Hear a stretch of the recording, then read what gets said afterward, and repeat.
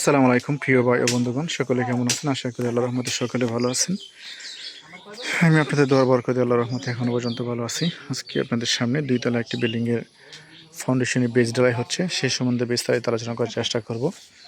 এবং দুইতলা ফাউন্ডেশনে আমরা কলামে কী পরিমাণ রড ব্যবহার করেছি এবং বেজে কী পরিমাণ রড ব্যবহার করেছি, ঢালাই কতটুকু দেব সে সম্বন্ধে আপনাদেরকে বিস্তারিত দেখাবো এবং আপনাদের সামনে তুলে দেওয়ার চেষ্টা করব।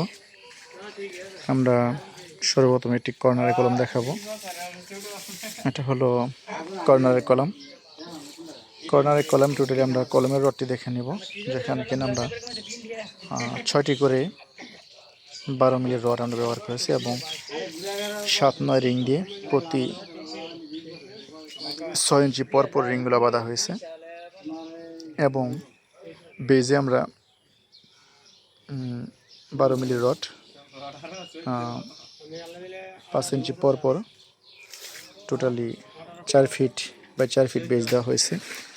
এবং এটা হলো সাইডের কলাম। সাইডের কলামগুলোতে 4.5 ফিট বাই 4.5 ফিট বেজ দেওয়া হয়েছে এবং কলামের রড এটার মতোই সেম 6টি করে 12 মিলির রড আমরা ব্যবহার করেছি। এবং মিডল পয়েন্টে যে বেজগুলো হবে সেখানে আমরা 4টি করে টোটালি 8টি করে 12 মিলির রড ব্যবহার করেছি এবং বেজের সাইজ 5.5 ফিট করে দেওয়া আছে। দেখুন আমরা 7-9 রিং দিয়ে এদিক থেকে এদিকে 7-9, তো আমরা এখানে 7-9 রিং দিয়েছি এবং টোটাল 8টি রড ব্যবহার, এদিকে 3টি এবং এদিকে 3টি, নিচে 3টি এবং মাঝখানে এদিকে 2টা, টোটালি 8টি রড আমরা কিন্তু ব্যবহার করেছি।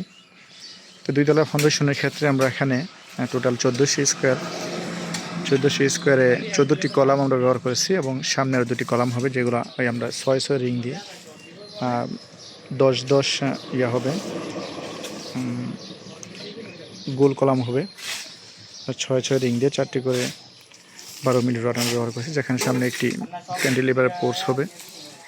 তো সেখানে আমরা সামনে মানে সিঁড়ির নিচে যে চকির নিচে আমরা রডগুলো টোটালি ব্যবহার করব।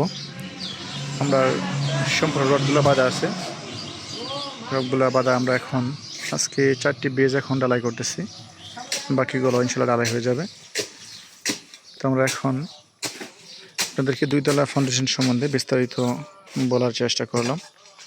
আশা করি ভিডিওটি ভালো লাগলে অবশ্যই চ্যানেলটি সাবস্ক্রাইব করে আমাদের সঙ্গে থাকবেন এবং যে কোনো আপনাদের কোনো কিছু জানার থাকলে অবশ্যই আমাদের কমেন্ট বক্স আপনাদের জন্য খোলা, অবশ্যই কমেন্ট করে আপনারা বিস্তারিত জানতে পারবেন। এবং দেখুন একদম পিকেট 8 দিয়ে কংক্রিট ভাঙা হয়েছে এবং কাজগুলো কিন্তু চলতেছে, চলমান প্রজেক্ট। তো আজকের মতো এই পর্যন্তই, দেখা হবে অন্য কোনো ভিডিওতে। ততক্ষণ ভালো থাকবেন, সুস্থ থাকবেন। আল্লাহ।